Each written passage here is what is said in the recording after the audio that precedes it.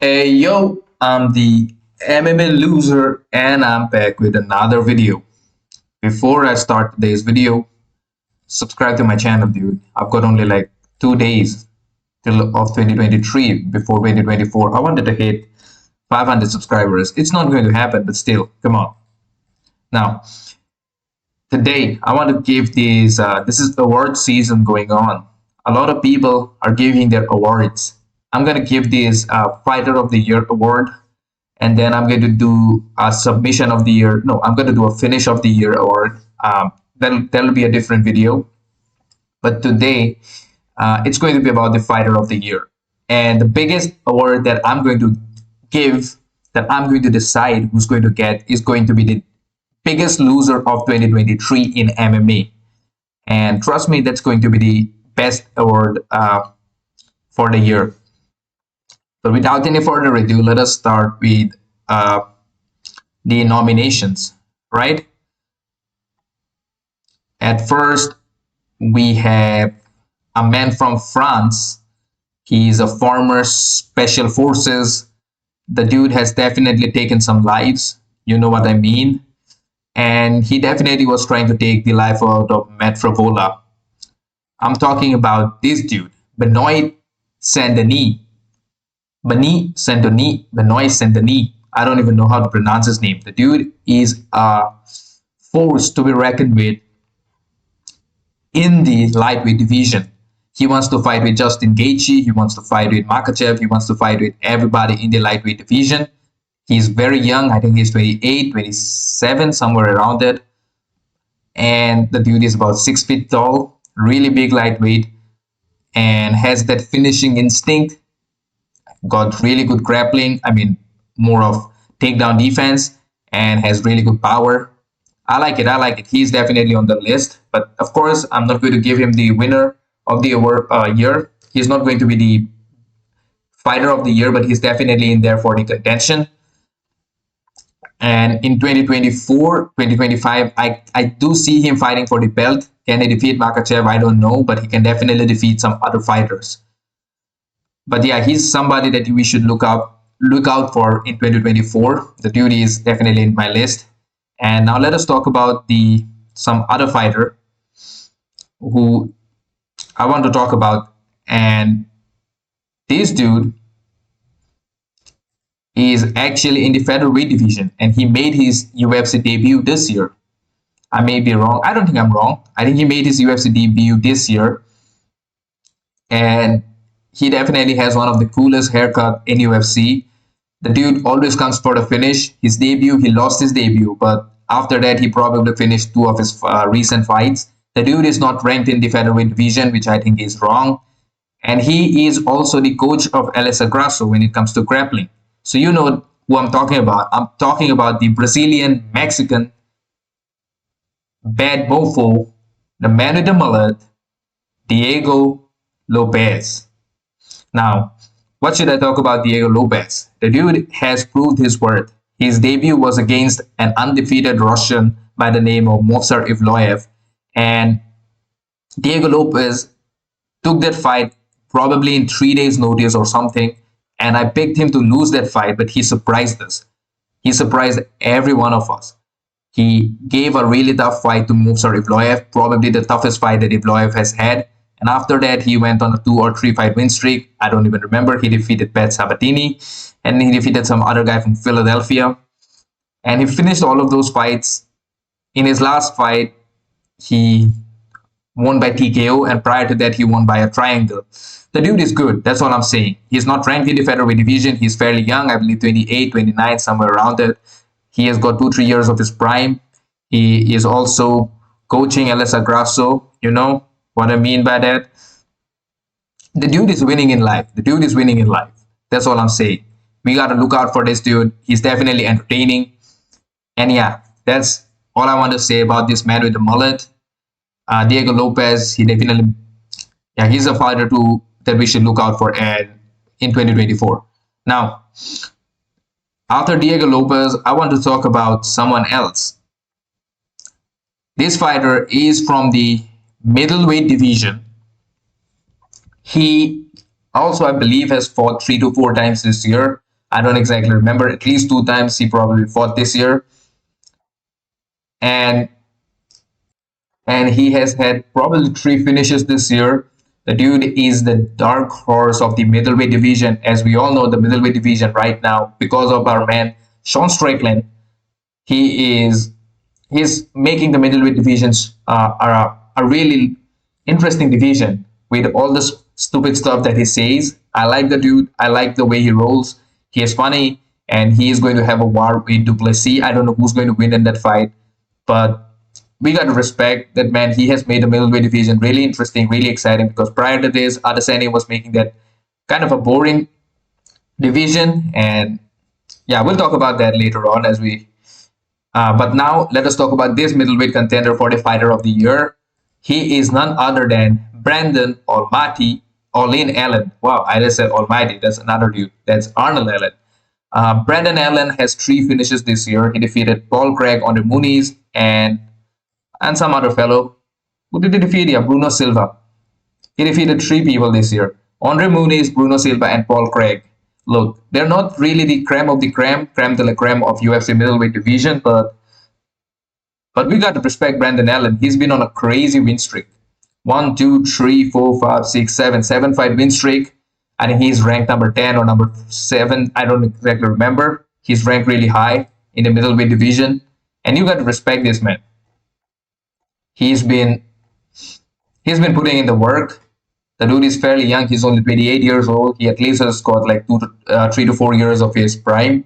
So I can see him do really good things in 2024, 2025. I see him fighting for the belt if he can defeat the top 5.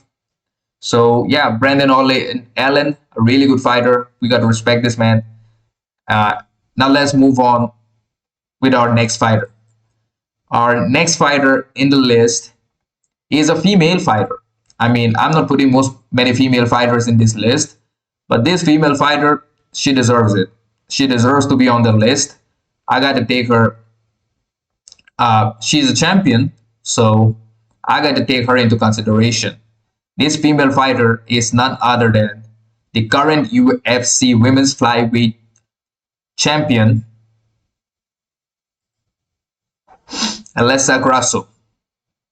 Now, Alexa Grasso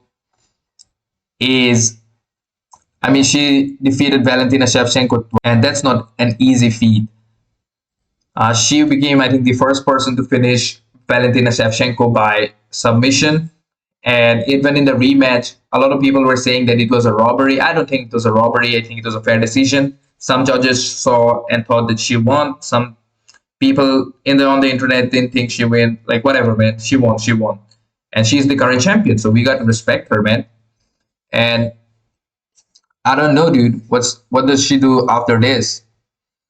For Alexa Grasso, she had a really good year. Defeated Valentina Shevchenko twice. In the first fight, she was considered to be a really big underdog, and she proved all of us wrong, most of us wrong. Yeah, I think she proved most of us wrong. We did not think that she would finish Valentina Shevchenko, and she made Valentina Shevchenko a really kind of like a crybaby. After losing to Alexa Grasso, Valentina Shevchenko kind of became a crybaby. And we do not like crybabies, let us be honest. In UFC, we do not like crybabies.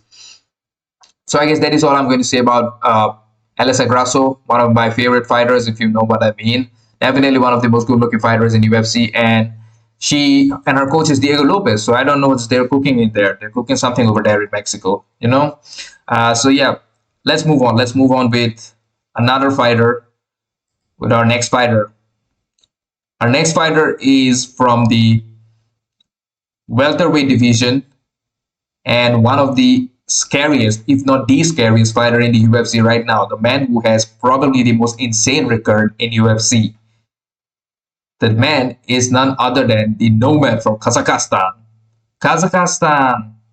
Hello, Shavkat Rakmanov.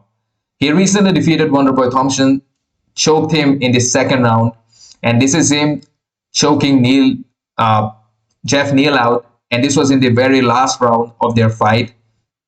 This is how dangerous Shavkat is. He will just exhaust you and finish you with a bulldog choke. This is not even a bulldog choke. This is what you do when you're in school, or this is what you do with, when you're like 10-year-old and your 7-year-old brother is fighting with you. This is what you do. Yeah, this is what you do when you're fighting in school against someone who's like half of your size. You don't do this kind of stuff against a top 10, top 15 ranked welterweight. I mean, Jeff Neal beat the hell out of Bilal at one point of time. And to see him go out like this against Shavkat finished him. It's not like Jeff Neal didn't tap. By the time Jeff Neal tapped Shavkat, he was already out. It's like that's how dangerous Shavkat is. He will find a finish from all kinds of places and he'll get the win. If there is one fighter that I'm the most excited in this list, then it's Shavkat Rakmanov. The dude has probably 18 wins, 18 finishes. The dude is definitely a crazy, crazy fighter. And he's probably the biggest prospect that we have in UFC. I don't know if you should, like, he's a contender, not just a prospect. And I think he's going to get the title shot next, like welterweight after Bilal. I think Bilal deserves it. But if not Bilal, then give it to Shavkat, man. The dude definitely deserves it. I think he's going to take some rest because he's going to go through surgery and everything.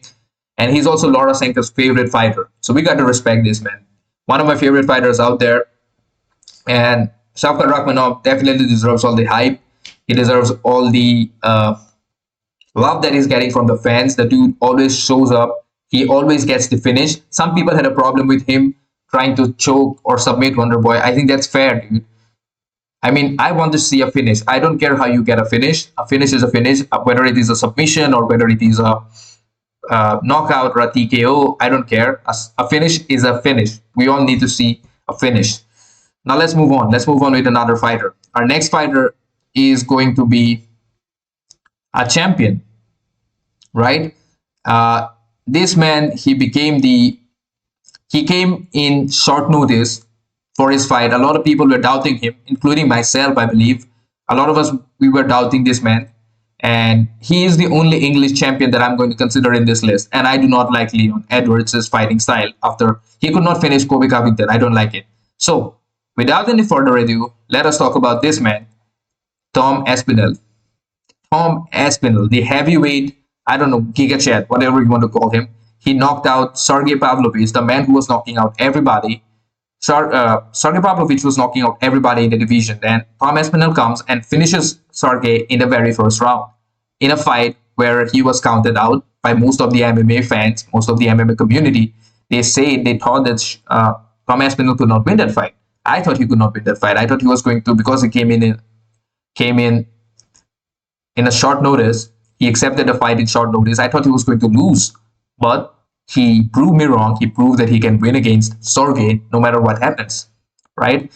He's currently the interim UFC heavyweight champion of the world, and look, technically he should fight against John Jones for the unification of the belt, but I don't think that is going to happen because John had a really bad injury, and I do not want to see Tom Aspinall, who's very young, fairly young for the heavyweight division. I do not want to see him waste his prime by waiting for John.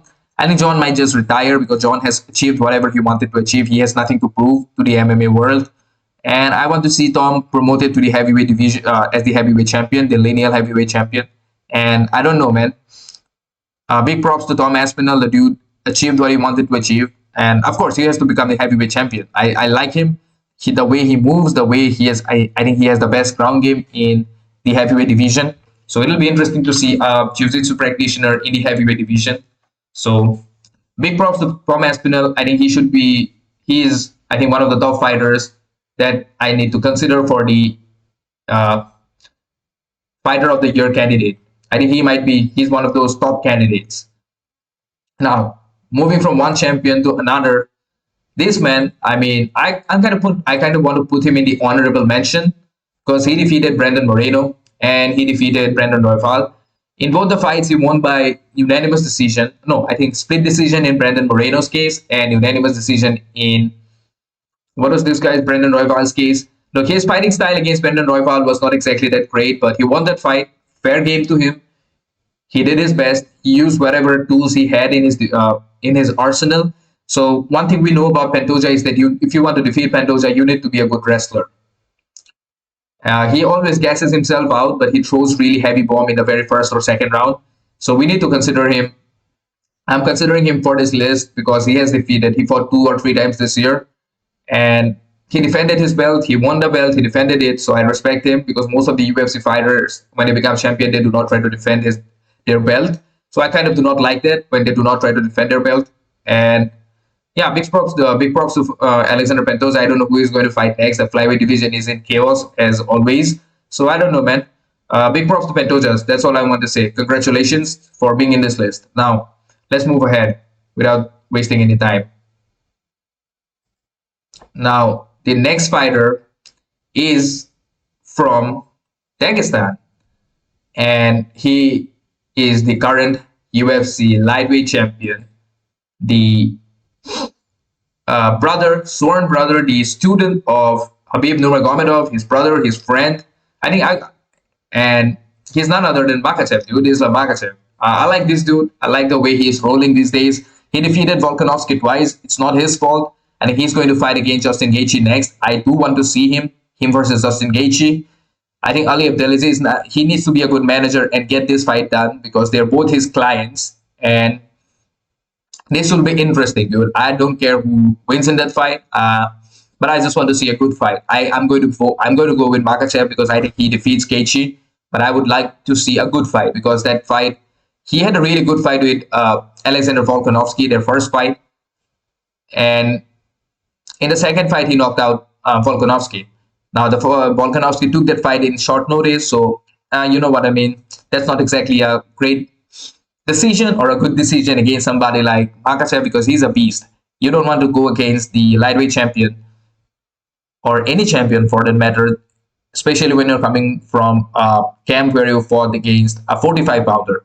In who did he fight against? I think he fought against Yair. So Yair and Makachev are like completely different fighters, completely different levels. Makachev is like 10 levels or two, at least 5 levels ahead of Yair because Yair doesn't know how to wrestle, and Makachev knows how to wrestle, and Makachev also knows how to, do a lot of other things like submit you on the ground, which Yair can do, but not against Volkanovski. Yair got destroyed by Volkanovski. That's all I'm saying. Look, big props to Makachev, but he defeated the same dude 2 times this year, and so yeah, I'm not going to consider him in the top two, top three. But yeah, I mean, I want to see him fight against some lightweight contenders. Him versus Arman Sarukian is a good deal. I want to see him fight against Justin Gaethje and probably move up to fight against Leon Edwards or fight against Arman Sarukian. Those are the only three fights of Makachev that make sense to me. If he wants to fight against Leon Edwards, I want to see that fight. Not immediately because Belal deserves it. I'm sorry, a lot of people might not agree with me, but Belal deserves it.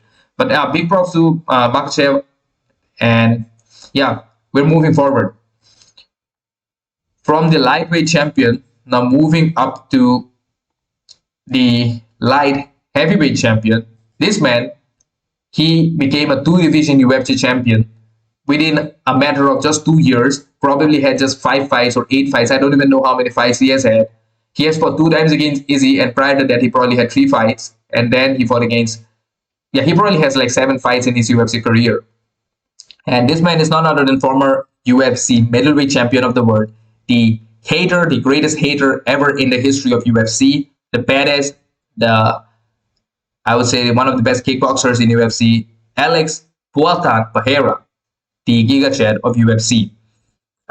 He defeated Iri Prochazka, of course, by a knockout. And a lot of people were saying that, you know what, that was a short stoppage. We all can say that it was a short stoppage, but Iri Prochazka, being a man, being the warrior that he is, he came forward and said that, you know what, this was not a short stoppage. This was not a bad stoppage or an early stoppage or any of those kind of a stuff. It was stopped at the right time. I was out. I respect Iri for that. And Alex Pereira, man, I don't know. He wants to fight at heavyweight or something. I don't care what he does. He deserves it. The dude has fought like 7 times and became a 2 division champion. We haven't really seen that. It took Conor McGregor a lot more many fights. It took DC a lot of fights. It took BJ Penn way more fights than Pereira, and those were like different eras. But he came in and defeated Iri Prochazka. I don't know. I mean, he might fight against Jamal Hill. That will be a good fight as well. I want to see that. And I mean, what more can I say about this dude? But he also did get knocked out by Izzy this year. So that's kind of a thing that we need to consider as well. So he's not going to win the award for the fighter of the year because, I mean, he lost to Izzy. But he needs to be in the contention. So till now, all the fighters that I've talked about are I'm not going to consider the I'm going to consider only one fighter who is not a champion, but I'm going to consider him in the top five. But the rest are just because I wanted to talk about how good they fought this year. So Shavkat is the only fighter without a title, without a championship belt around this waist. I want to consider him in the top five, top three, whatever. And apart from that, Diego Lopes, Brendan Allen, all of them, Benoit Saint Denis, they all did good. They all did great, but they're not in the top five. So Alex Pereira, Tom Aspinall, and not going to consider Makachev because he defeated the same guy twice, but uh, Alex Pereira and Aspinall are in the list. And who else do I need to consider? I don't know, man. But that's all. And now we need to talk about the man who was named to be the fighter of the year of 2023. That man is none other than Sean Strickland, the current UFC middleweight champion, the white trash, the trash talking legend who jumped on Dricus du Plessis and tripped on a chair and whatever, whatnot, dude. He is an interesting fellow. I like it. And he's going to fight against Dricus, and that fight is going to be good. I hope it is a good fight and he doesn't get finished by Dricus in the very first round, because that can also happen. Because Dricus, he hits like a truck, and he's a really, really strong fighter in the middleweight division. And after what Dricus did to Robert Whittaker, come on, man. I'm not going to bet against Dricus. I'm going to probably pick Dricus in that fight. So, yeah, I'm going to pick Dricus in that fight. I'm saying it right out there. I'm not going to pick anybody against Dricus because Dricus always wins. Now, we'll talk about Dricus in the different video. We'll talk about this fight between Strickland and Dricus for the middleweight championship. That's going to be a banger of a fight, that at least on paper. But let's talk about Sean Strickland this year. He fought with, I don't know how many fights that he has. He defeated Izzy. Prior to that, he defeated a dude by the name of Abus Magomedov. And I don't know how many other fighters that he has defeated this year. And okay, let's see. He probably has had 3 fights this year. He defeated a fighter by the name of Nasruddin Imavov in January. Then I believe in July, he fought against Abus. And in September, he fought against Israel Adesanya and pretty much dog walked Adesanya, if you know what I mean. You got to respect this man. He deserves all the respect, all the credit that he's finally getting, the love that he has been receiving from the fans. The dude is most of the time honest, and he says whatever comes in his mind. And we kind of need people like that. And sometimes he says a lot of stupid stuff, but you know what I mean. It's entertaining. He's what Kobe wants to be, and Kobe thinks that he is, but not. I just don't like Kobe Covington anymore, man. The dude just, yeah, I'll talk about him in a different video. But today, Sean Strickland, the fighter of the year, according to me. You guys can write your comments. I mean, I don't know if anybody, like Alex Pereira comes close. Adesanya defeated Pereira, but then again lost to Sean by like a really bad unanimous decision. And I think Adesanya wants to fight against Hamzat. I'm interested in watching that fight as well. But Sean Strickland, 3 fights this year, defeated Imavov. Then I think even prior to that, he, in my opinion, he probably won against Jared Cannonier. But that's a different story. I don't know. He lost the fight, so a loss is a loss and a win is a win. I don't care. But he defeated Abus Magomedov in the second round, finished him with TKO, and Abus was gasping for air for right around the end of the first round. He was just gasping for air, and he could not really breathe properly. Like the dude got beaten up. The dude lost that fight, and Sean Strickland even got eye poked, and still he came back and won that fight. So and in the championship fight against Adesanya, man, he rocked Adesanya real bad. And he was really close to finishing Adesanya, but it is what it is, man. You got to respect Sean Strickland. I don't know what he does after it is fighting against Dricus du Plessis. Can he defeat him? Can he not? We will see when the fight actually happens. But for now, UFC 2023 Fighter of the Year, according to me, is Sean Strickland, and he deserves it. He deserves it. I guess with that, our list comes to an end. And before I end the video, please subscribe to my channel. I've got very few subscribers. If you enjoyed the video, drop a like, and please share this video as well. I haven't been able to upload that many videos frequently because, you know, Christmas, holidays, you got to do some other stuff. You know, it's the end of the year, and I was lazy. But yeah, I'll probably start uploading a bit more like normal schedule after New Year. I'll probably drop a couple of award videos as well. You know, the loser award, which I need to do it. Yeah, you probably know the winner of that video, of the loser award for 2023. So yeah, I guess I'll see you guys in my next video. Till then, peace out, guys. Peace out.